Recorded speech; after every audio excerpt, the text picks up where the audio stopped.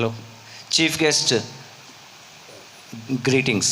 Now I cordially invite Reverend Dr. Professor Daniel Jairaj, World Church Historian.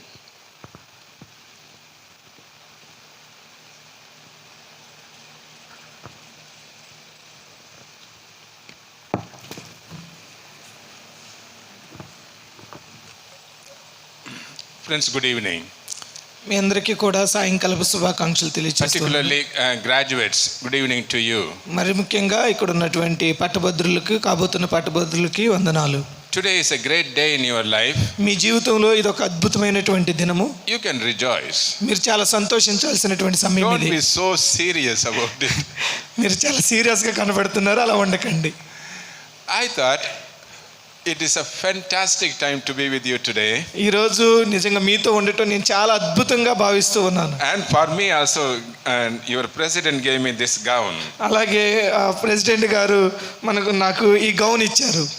I consider it very special. ఎందుకంటే ఇది చాలా ప్రత్యేకమైనదని నేను అనుకుంటూ ఉన్నాను. Normally I don't wear it. నేను ఎప్పుడు దీన్ని ధరించను. But today it is a very special day, so I am very, very grateful. ఈరోజు ఒక ప్రత్యేకమైనటువంటి దినం కాబట్టి నేను దీనిని ధరించుకోవాల్సి వచ్చింది. Probably you need to know why you wear this gown. ఇప్పుడు మీరు అనుకోవచ్చు ఎందుకు మేము ఈ గౌను ధరించాము అని. And what is the meaning of this kind of hat? అలాగే మనం పెట్టుకున్నటువంటి ఈ టోపీ లాంటి దానికి ఎందుకోసం ఇది ఉపయోగించబడుతుంది అనుకోవచ్చు. The gowns that you have, particularly the black gown, మీరు ఏదైతే ధరించారో ఆ నల్ల gown had a simple practical purpose in the beginning. అది మొదట్లో ఏదో ఊరికే ధరించేదిగా ఉండేది. In the 12th century, long time ago, now nearly how many years? 900 years ago, 900 సంవత్సరాలకు పూర్వము, when the professors gathered together, ఎప్పుడైతే ప్రొఫెసర్ గారు అనబడే వారు ఎప్పుడైతే కలుసుకునేవాళ్ళు, it is very cold. అప్పుడు చాలా చలిగా ఉండేది. So they had this hat to cover their head. ఆ చలిగా ఉండేది కాబట్టి వాళ్ళు ఏం చేసేవాళ్ళు అంటే ఇలాంటి టోపీని వాళ్ళు ధరించేవాళ్ళు. And this gown to cover them, give them heat. వాళ్ళకి వేడినివ్వాలని చెప్పేసి ఇలాంటి గౌనును వాళ్ళు ధరించేవాళ్ళు. Here in India we will never know how cold it is. మనకు అసలు భారతదేశంలో అసలు చలి అంటే ఎలా ఉంటుందో మనకు తెలియదు.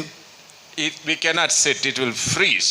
మనము అది మంచు గడ్డ కట్టేసిద్ది అన్నట్టుగా మనకు అనిపించదు. That's why you have the hat. అందుకనే who wears it? Not everybody. అందరూ కాదు, కొంతవరకు కూర్చున్నటువంటి వారు. The university vice chancellor. ఎవరు ధరిస్తారంటే దాన్ని యూనివర్సిటీలో చేసేటువంటి వైస్ ఛాన్సలర్ గారు. That means the highest officer. అలాగే ఇంకా ఉన్నతమైనటువంటి పదవుల్లో ఉన్నవారు. When in the city it's the magistrate. ఎవరైనా ఒక మెజిస్ట్రేట్ ముందు కూర్చున్నప్పుడు The professor. ఎవరైనా ఒక ప్రొఫెసర్ గారు. And the judge. అలాగే ఒక జడ్జి గారు. You may say, what is the difference between magistrate and the judge? ఆ జడ్జికి మెజిస్ట్రేట్ గారికి తేడా ఏంటండి అని అనుకోవచ్చు. It is by the rank. అది వారికి ఉన్నటువంటి ర్యాంకుకి సంబంధించింది. And the pastors. అలాగే పాస్టర్స్ కూడా. And nobody else should wear this. అంతకు మించి ఇంకా ఎవరు కూడా ఇలాంటివి ధరించరు. Nobody. ఎవరు కూడా. Why? ఎందుకని? The black color indicates intelligence. నల్లతనం అనేటువంటిది, ఆ నలుపు రంగు మనకున్నటువంటి తెలివితేటలకి సంబంధించిన తెలివితేటలను సూచిస్తుంది. So you are very intelligent people. ఇప్పుడు మీరు ఇక్కడ ఉన్న వాళ్ళందరూ కూడా ఇక్కడ ధరించిన వాళ్ళు చాలా తెలివిగల వాళ్ళు. And it also tells you are independently able to stand in front of the public. అంతేకాకుండా ఇప్పుడు మీరందరూ ఇది ధరించి ఎలా కనబడుతున్నారంటే ఎవరు ముందైనా ధైర్యంగా నిలబడగలిగినటువంటి జ్ఞానము తెలివితేటలు మాకున్నాయని తెలియచేస్తుంది ఇది. Like the vice chancellor. ఒక వైస్ ఛాన్సలర్ లాగా, like the professor, ఒక ప్రొఫెసర్ గారు లాగా, like the judge, ఒక జడ్జి గారు లాగా, and like the pastor, ఒక పాస్టర్ గారు లాగా you can stand in the front and then you can teach. మీరు ఎవరి ముందైనా నిలబడవచ్చు, నిలబడగలరు, బోధించగలరు. And what about other colors, you may ask? మరి ఇంకా వేరే కలర్స్ ఉన్నాయి కదా సార్, మరి దాని గురించి ఏంటని మీరు మమ్మల్ని అడగొచ్చు. Whether red, blue, and you can see this hat is square and our president's hat has a different form. they are all depending upon different academic degrees. మరి మీరు చూసినట్లయితే ఈ ఎరుపు రంగు కలరు, అలాగే ఈ నీలం రంగు కలరు, అలాగే ఈ టోపీలు, అలాగే రౌండ్గా ఉండేటువంటి గుండ్రంగా ఉండేటువంటి ఈ టోపీలు, ఇవన్నీ కూడా వారికి ఉన్నటువంటి అధికారము లేదంటే పదవులను బట్టి వారు చదివినటువంటి చదువును బట్టి ధరించుకునేవిగా కనబడుతున్నాయి. In the square type indicates you are entering into the intellectual world. Square type Square type. ఇలా ఉన్నటువంటిది మనము ఇలా మనకున్నటువంటి టోపీ లాంటిది చూస్తే అది ఏం తెలియచేస్తుందంటే, If it is a round type, that means they have achieved PhD. Okay, ఇప్పుడు ఇలాంటిదేమో మనము డిగ్రీ చదువుతున్నటువంటి దానికి, అలాగే రౌండ్గా ఉండేటువంటిది చుట్టూ ఉండేటువంటిది డాక్టరేట్ చదివినటువంటి వారికి సాదృశ్యంగా కనబడుతుంది. So, what is the meaning? దాని యొక్క అర్థం ఏంటి? You are now intelligent. ఇప్పుడు మీరు చాలా తెలివిగల వాళ్ళు, And you have studied. మీరు చక్కగా పఠించారు. But that is never the end. It is the beginning. కానీ ఇది ఇక్కడతో అయిపోలేదు, ఇది కేవలం ప్రారంభం మాత్రమే. When you are wearing this gown, ఎప్పుడైతే మీరు ఆ గౌనుని ధరించారో, you are telling to the world two important characteristics. ఇప్పుడు మీరు అది ధరించటాన్ని బట్టి చూస్తున్న వాళ్ళకి రెండు విషయాలను మీరు తెలియచేస్తున్నారు. One, I hope you will do it. మొదటిది మీరు ఖచ్చితంగా చేస్తారని నమ్ముతున్నాను. Insatiable curiosity. అది మీకు ఎంతో ఆతృతతో ఉండేటువంటి విధానాన్ని తెలియచేస్తుంది. There is no end to learning. అది చదవటం, పఠించడం అనేటువంటి దానికి అంతము లేదు అనేటువంటిది తెలియచేస్తుంది. Yeah, I have 3 doctoral degrees. నాకు 3 డాక్టరేట్ డిగ్రీస్ ఉన్నాయి. I have been in the profession for about nearly 34-35 years. నేను 34-35 సంవత్సరాలు ఒక ప్రొఫెషన్లో పనిచేస్తున్నటువంటి వ్యక్తిగా ఉన్నాను. But when I come here, కానీ నేను ఇక్కడికి వచ్చినప్పుడు I learn a lot from everyone who is sitting here. ఇక్కడ కూర్చున్న వారి ప్రతి ఒక్కరి దగ్గర నుంచి నేను చాలా నేర్చుకున్నాను. Yeah, yesterday from what our Panditji, he was telling certain few things about karma. నిన్న దినాన మన పండిట్జీ గారు ఉన్నారు, ఆయన సాక్ష్యం చెబుతూ కర్మ గురించి మాట్లాడారు. I knew what karma is. కర్మ అంటే నాకు తెలుసు, but that nuance, కానీ అది it is not going to help when somebody is sick. ఎవరైతే ఇప్పుడు నాకు తెలిసింది ఏంటంటే, ఆ కర్మ అనేటువంటిది ఎవరైతే బలహీనంగా ఉన్నారో వాళ్ళని బాగు చేయలేదని నాకు తెలిసింది. That was new. అది నేను కొత్తగా నేర్చుకున్నది. So I learn every day. కాబట్టి నేనేం చెప్తున్నానంటే, నేను ప్రతిరోజు నేర్చుకుంటూనే ఉన్నాను, నేర్చుకునేవాడుగా ఉంటున్నాను. I always carry with me a small note. You may have seen it. మీరు నన్ను గమనించారో లేదో, నేను ఒక చిన్న పుస్తకాన్ని పట్టుకు తిరుగుతూ ఉంటాను. I write it. నేను దానిలో నన్ను కొత్తగా అనిపించిందంతా రాస్తూ ఉంటాను. I write the date.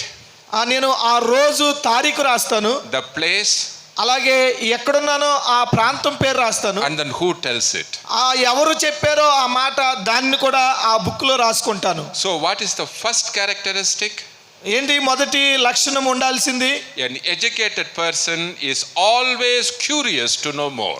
విద్యార్థి అనేటువంటి వారు తెలుసుకోవడానికి నిరంతరము కృషి చేసే వాళ్ళుగా ఉండాలి. What is the second characteristic? రెండవ విషయం ఏంటంటే humility. అది తగ్గింపు స్వభావం. The higher you climb, నువ్వు ఎంతగైతే ఎదుగుతూ ఉన్నావో the humbler you become. నువ్వు అంతగా తగ్గింపు జీవితం కలిగి ఉండాలి. It is hard. అది చాలా కష్టమైనది. Only through life progress we learn that. దానిని మనము జీవితంలో కొనసాగుతూ ఉండగా మాత్రమే నేర్చుకోగలం. I may be good in one thing. నేను ఒక విషయంలో మంచిగా ఉండి ఉండొచ్చు. But in a gathering like this, you are good in many things. మీరు ఇక్కడ కూడుకొని ఇంతమంది ఉన్నారు, ఇంతమందికి అనేక రకాలైనటువంటి మంచి విషయాలు తెలుసు. So an intelligent person is always humble. ఎవరైతే తెలివిగల వాళ్ళు ఉన్నారో ఆ తెలివిగల వాళ్ళు ప్రతి క్షణము కూడా ఎప్పుడు కూడా తగ్గింపు స్వభావం కలిగే ఉంటారు. So graduates, you are intelligent today as certified. మీరు పట్టభద్రులైనటువంటి మీరు చాలా తెలివిగల వాళ్ళు సర్టిఫికేట్ ప్రకారంగా చూస్తే. See, you are entering into an old university system. మీరు ఆ యూనివర్సిటీ సిస్టమ్ను మనం అర్థం చేసుకుంటూ వెళితే you can be very, very happy. మీరు చాలా సంతోషపడుతూ ఉంటారు. But it is also indicates that you are always learning. ఇది మీకు తెలుసుకోవాల్సింది ఏంటంటే మీరు ప్రతి క్షణం నేర్చుకునే వారుగా ఉండాలి. And always remain humble. మరి ప్రతి క్షణం కూడా తగ్గింపు స్వభావం కలిగి మనం ఉండాలి. But humility is strength. అన్నిటికంటే ముఖ్యమైనది ఈ తగ్గింపు స్వభావం అనేటువంటిది చాలా బలమైనది. It is not weakness. అది మనకు బలహీనత కాదు. Nobody can shake you emotionally, for example. ఒకవేళ నువ్వు అలా ఉంటే ఎవరు కూడా నిన్ను ఎమోషనల్ వ్యక్తిగతంగా నిన్ను కదపలేరు. You can handle paradoxes, complex situations. ఎలాంటి పరిస్థితినైనా మీరు దాన్ని ఛేదించగలరు. Finally, ఆఖరిగా what is going to be your relationship to the Center for Transformative Studies? ఇప్పుడు ఈ ట్రాన్స్ఫర్మేటివ్ స్టడీస్ మిమ్మల్ని మార్పు చెందించినటువంటి ఈ యొక్క విద్య వలన మీరేం నేర్చుకున్నారు? You know, by wearing this dress, by wearing this gown, ఈ గౌను ధరించుకోవటం వలన you are telling to the president and madam and the council, మీరు ప్రెసిడెంట్ గారికి మేడం గారికి ఇక్కడ ఉన్నటువంటి కమిటీ సభ్యులందరికీ the Center for Transformative Studies is your alma mater. దానిని ఈ సెంటర్ ఫర్ ట్రాన్స్ఫర్మేటివ్ స్టడీస్ అనే అల్మా మాటర్ అనేటువంటి విధంగా ఉండాలి. Do you know what it means, alma mater? Alva matter అంటే అర్థం తెలుసా మీకు? We may not have heard it in our context here. మనము ఇక్కడ దానిని వినే ఉంటాం ఒకసారి. Mater means mother. మాటర్ అంటే అమ్మ. Alma means nourishing mother. ఆల్మా అంటే పోషించేటువంటి తల్లి. No, our president was asking the mothers to stand up. ఇంతకుముందు మనం చూసాము మన ప్రెసిడెంట్ గారు అమ్మ తల్లులు ఎవరున్నారో లేచి నిలబడండి అన్నారు కదా మధ్యాహ్నం. And here I'm sure that some of you are mothers. ఇక్కడ నేను అనుకుంటున్నాను మీలో కూడా తల్లులు ఉన్నారని. You have your attachment to your child. మీకు మీ యొక్క బిడ్డతో చాలా సన్నిహిత సంబంధం కలిగి ఉంటారు. That is the same attachment that you are going to have with the institution. ఇప్పుడు మీరు ఏం చేయాలంటే అలాంటి బిడ్డతో ఎలాగైతే సన్నిహితంగా కలిసి ఉంటున్నారో అలాగే మీరు చదువుకున్నటువంటి ఈ సంస్థతో కలిసి ఉండాలనేటువంటిది ఆశ. So Center for Transformative Studies is your alma mater. ఇప్పుడు సెంటర్ ఫర్ ట్రాన్స్ఫర్మేటివ్ స్టడీస్ అనేటువంటి ఈ యొక్క కాలేజీ మీ యొక్క alma matter. Your nourishing mother.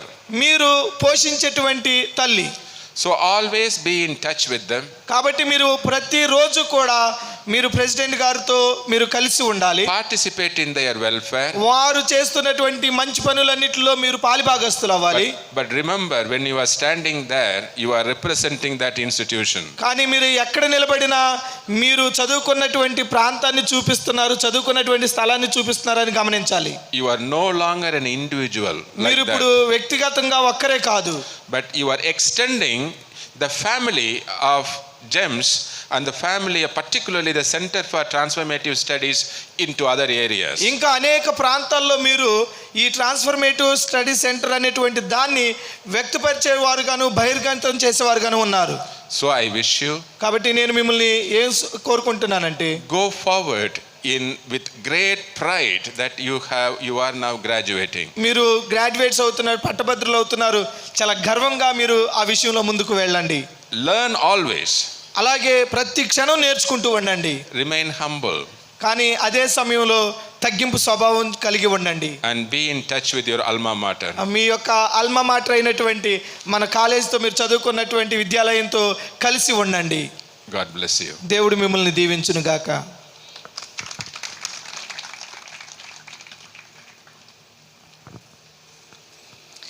I cordially invite Reverend Dr. Charles Isaac Chakravarti garu. అలాగే డాక్టర్ చార్లెస్ ఐజాక్ చక్రవర్తి గారు greetings తెలియజేస్తారు.